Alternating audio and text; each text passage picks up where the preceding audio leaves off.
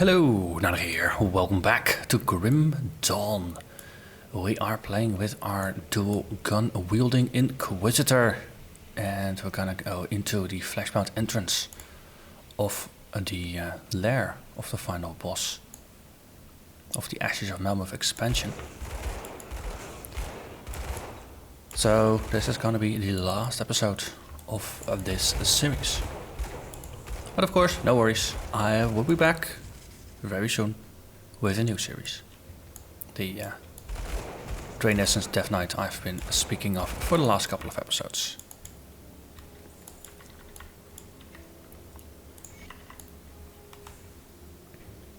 So that's gonna be like my third or fourth time facing this boss. I haven't really faced him all that often yet.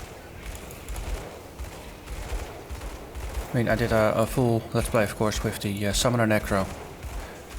And I believe I actually played my Drain Essence Necro until this point. And I think it was my Reaper. I think I did that one as well.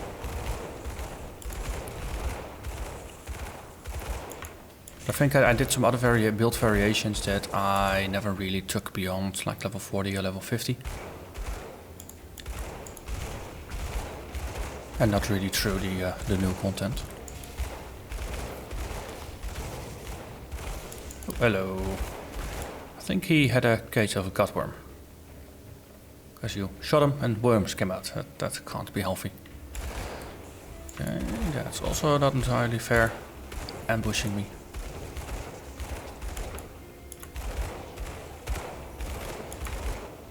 So I'm recording this in a new play session after the previous one, so I had to run from the waypoint to actually get to the entrance here. And I did get to level 56 along the way. And for the first time in a while I actually spent a skill point on something that is not the Demolitionist Mastery bar.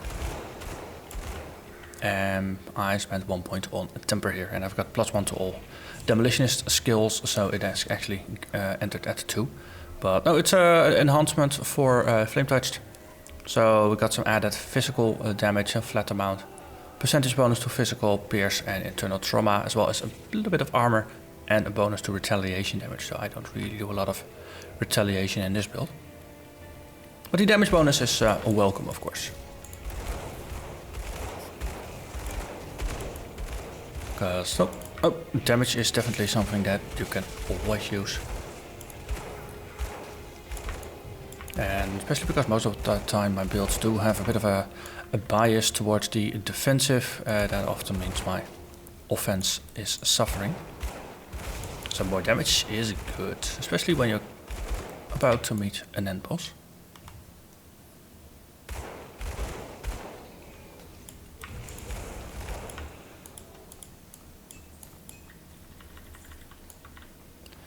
Lots of green items for falling. So now, because this is not the first time in this area, I'm not gonna do a total full clear, just more or less just beelining towards where I know the boss. Well, the next entrance is going to be, since this will be a series of areas that we're progressing through. Let's put a seal on the floor. You know what? Let's actually use this natural bottleneck that we call a staircase.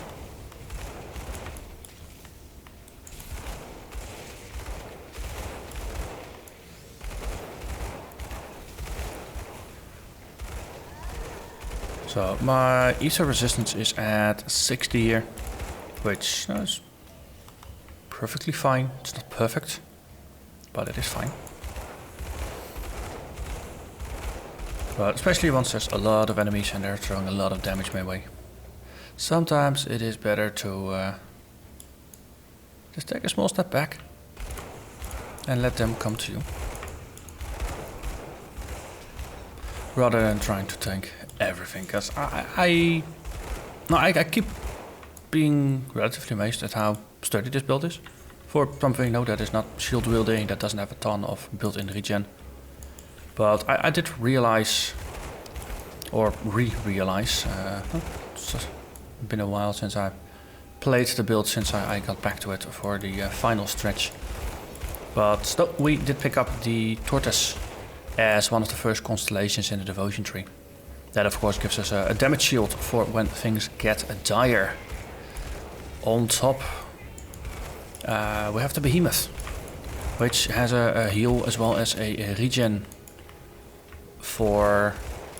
No, also when I get hit. So the combination of those two things definitely give me a decent amount of sturdiness. And on top, now I do have the, I keep forgetting what it's called, Word of Renewal. Now, on the one hand it boosts my maximum HP, so it is something you want to keep up. But it is also a heal.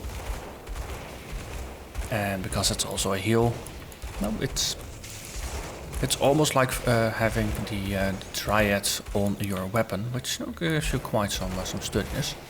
Or one of those rings that have a percentage chance to heal you. This door is closed and I don't think I've ever actually opened it on any of my characters. And I suspect because it is locked behind a quest that is of the highest tier. As in, no higher than I've gone in terms of reputation so far. So that might be something that we'll discover with the next character, because of course that one is gonna go all the way across all 3 difficulties.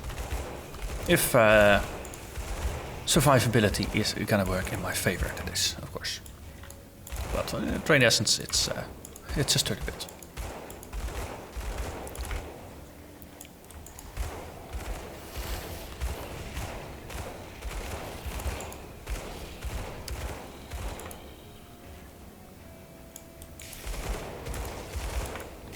Okay, let's again take a small step backwards.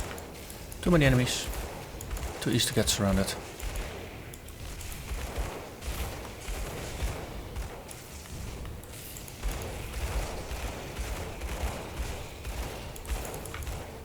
As I said, too easy to get surrounded.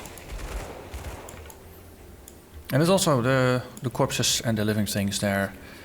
Sometimes pretty easy to confuse. So now taking a step backward just clears the surrounding space of enemy models, whether they are dead or alive. And then you know that whatever follows you must still be alive. And therefore worth shooting. Or paying attention to at least. Into the mall we go. They definitely did a good job of making this place relatively creepy. Also no, the walls they writhe and they move and... Yeah, really in the guts. Kind of funny actually. In Path of Exile, of course, they did a similar thing with the Belly of the Beast, and they took a very different approach there.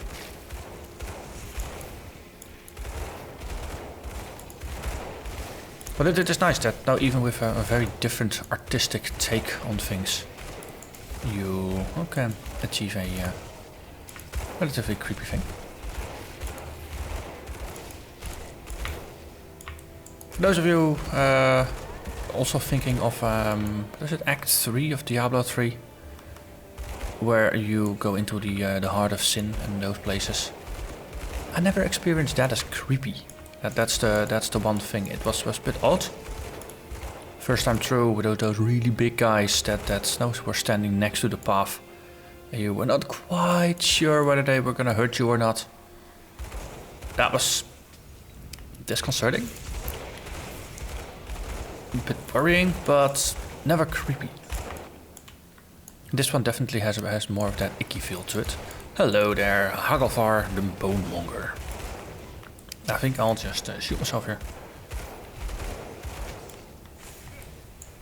Just make sure that the Stormbox of Elgolov remains applied to you. And I don't think I like you anymore. And there's my heal.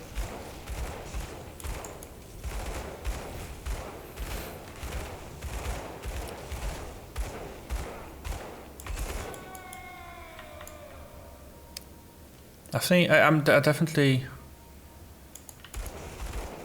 considering for any future Inquisitor that the Inquisitor Seal is probably gonna get a couple more points than they currently do. It's right now though you do get 40 damage absorption for just a single point, which is nice. It just shaves 40 damage after all resistances have been applied off of the damage that you take.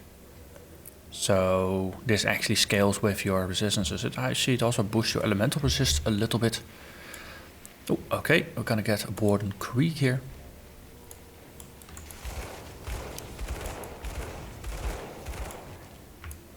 Fleshweaver Creek, sorry, not a Warden.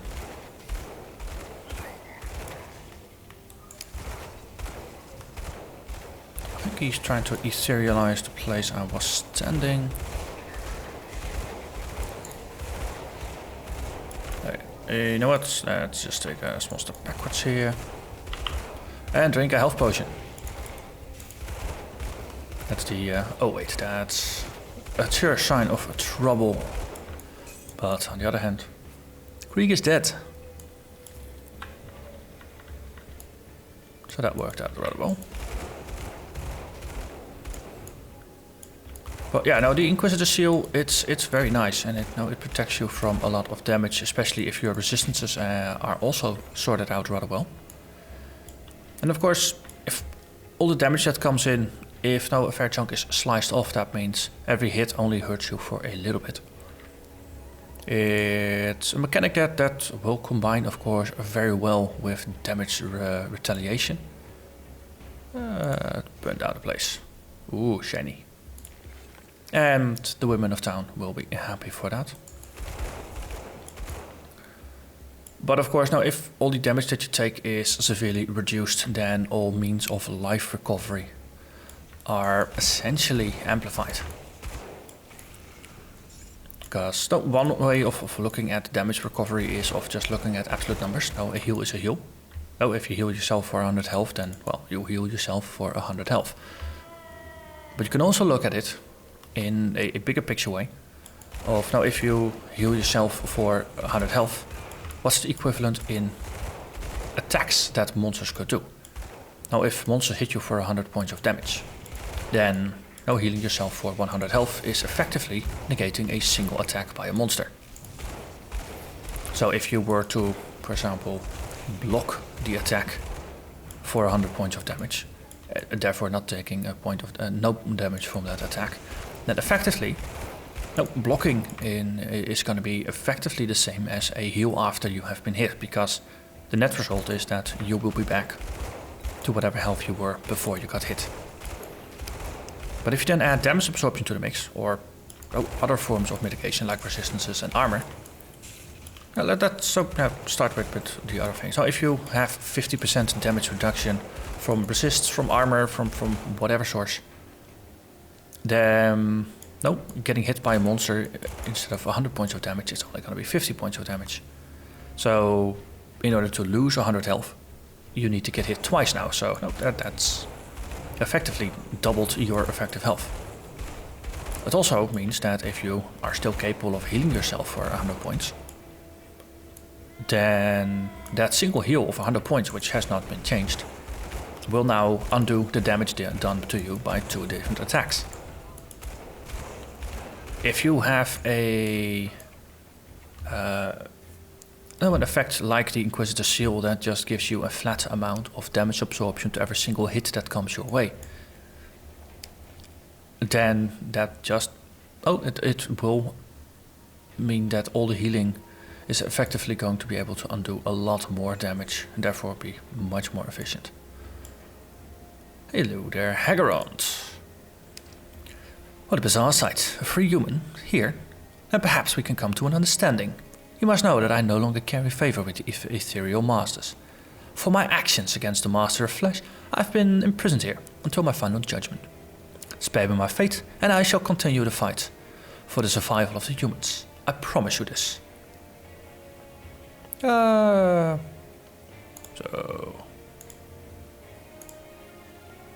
Impending doom? What? Okay. Yes, I was looking for that one. You were free. Don't make me regret this. So, no, let's be nice. Everyone who's fighting the good fight is a good person in my book. At least that's what I think right now. think in previous playthroughs I might have killed him. Okay, there's a lot of enemies here, there's a boss here, let's set this up. So, bosses are great targets for lightning tethers. Okay. Okay, that's my my life flask being used. Let's just say I'm slightly pointed here. Okay. Okay, that's my heal. Still standing inside of my circle. And the boss is gone. Good. Also managed to draw him away from most of the attackers, I believe. Let's see whatever remains. Also, no debuff areas like these. They often look like they are debuff areas. Interesting.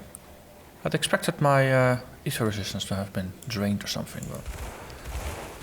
But that's still one of the things in especially in Grim Dawn. It's difficult to find out what certain effects or debuffs or auras do. Now sometimes there's icons in the bottom right, but especially if you're fighting for your life, it's a little distracting to try to hover over something, and especially if an effect is not up for a long time, then, well, you're just left either getting yourself distracted in the middle of a fight to very quickly hover over an effect to see what it does, or you're just left not knowing what it does. Or then you'll have to check the Grim Tools monster catalog or something for if you remember exactly what did the attack.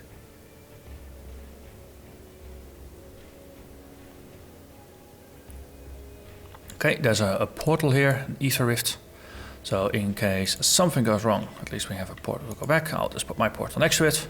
No, just that can be portal bodies. Okay, so the final boss is a bit of a ether buff. So we're going to use the Spirit Bane Ointment to max out my resists. So that one's been taken care of. So now let's say hello to the final boss of the game. In all its 3-stage glory. Okay, let's just put up a... So he's 62 against my 56.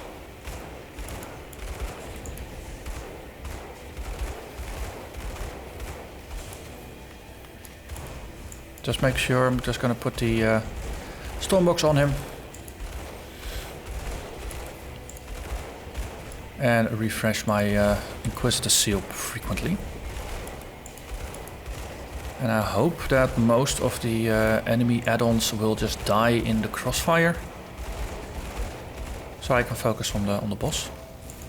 Where possible, I'm gonna try to heal myself with my Word of Renewal. But now I effectively have half a minute each time to work on that.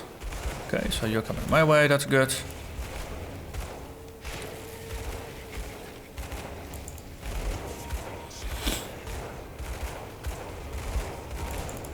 Okay, you look like you're about to do a slam or something. Okay, then that's you afterwards. Let's not stand in the middle of stuff that looks scary.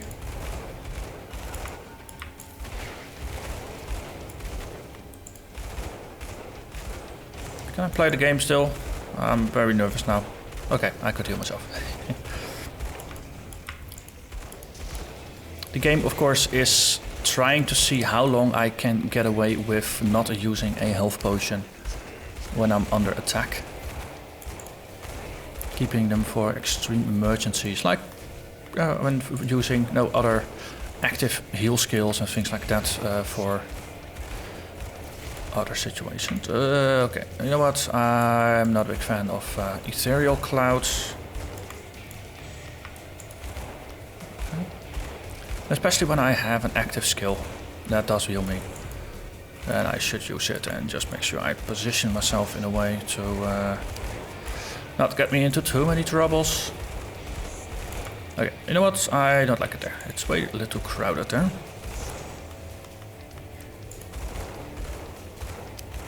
I must say, this is going smoother than I'd expected. I had expected to have to run around like a headless chicken much more often. Rather than doing solid damage and just guiding him a little bit around the place, but mostly tanking things from my Inquisitor's Seal. And now just timing the Words of Renewal. He does do some decent burst damage, but after the burst he does give you time to recover. So if you just time your Words of Renewal right, this is pretty good. I might have used one health potion, but I think I might even have just been able to hold it off. It's, boss fights are always a little bit of a blur.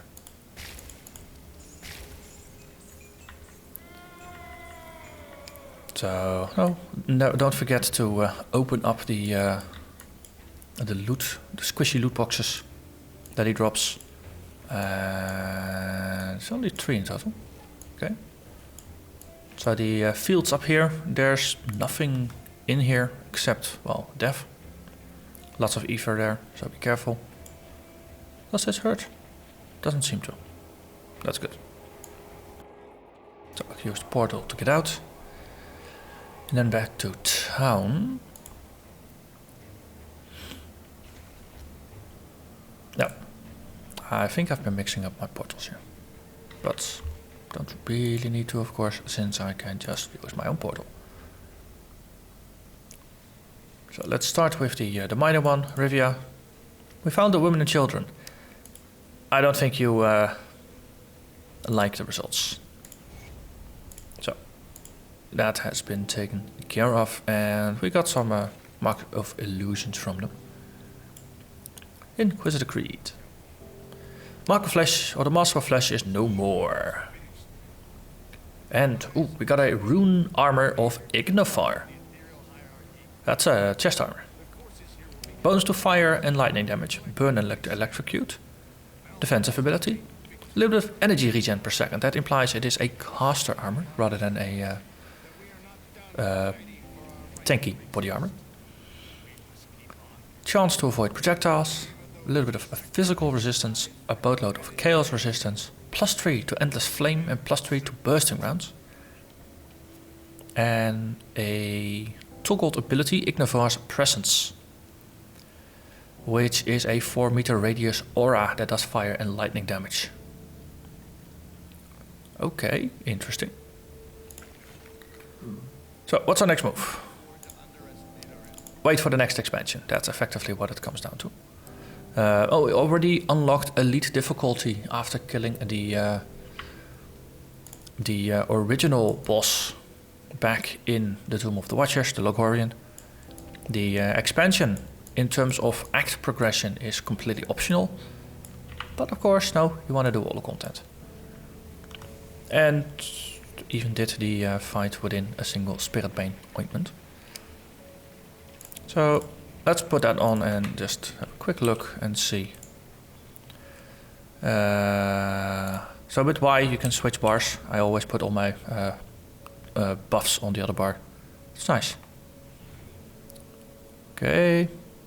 Buff is on. Don't see it. Let's look for some dummies.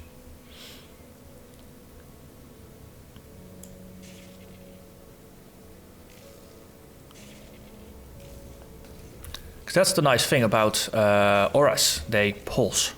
They pulse. And effectively every single pulse counts as a... Or am I mistaking it with the... what was it called again? We have so many things going on, right? We have the Vindictive Flame. Yeah, but the damage aura... It hits only this dummy. But every once in a while there's the Chain Lightning. That comes from the this gun. Then we have the Blackwater Cocktail. That comes from that gun.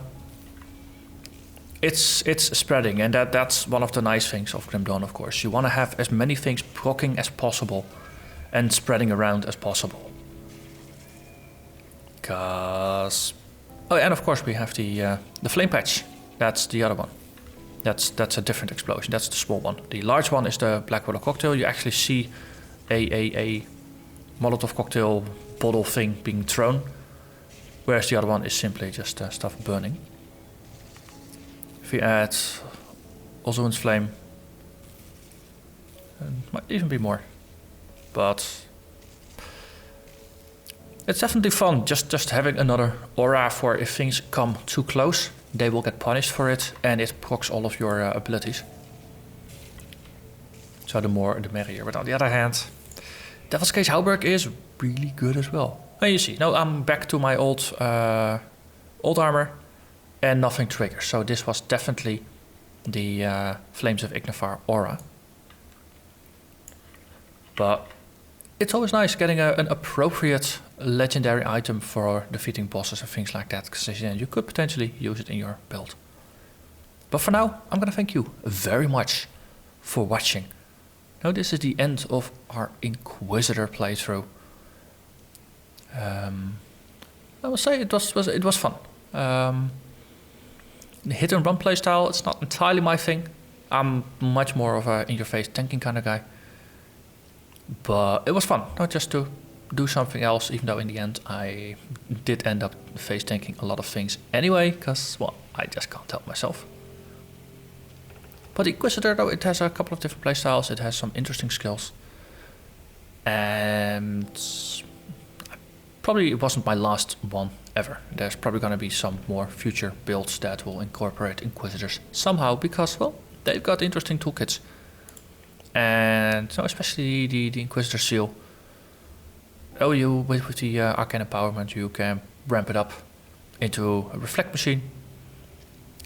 Or a Censure, of course, strips elemental resistances of enemies, punishes enemies for being nearby. So, no, there is some close proximity death machine built in here somewhere in combination with other things. But no, that's gonna have to wait until at least after the next series, which, no, just to reiterate, it's gonna be a Drain Essence Death Knight on hardcore, doing a full playthrough of all 3 difficulties, or until I die, of course. And that one is gonna start within the next few days. But for now, I'm gonna thank you very much for watching, and I hope to see you again next time. Bye bye.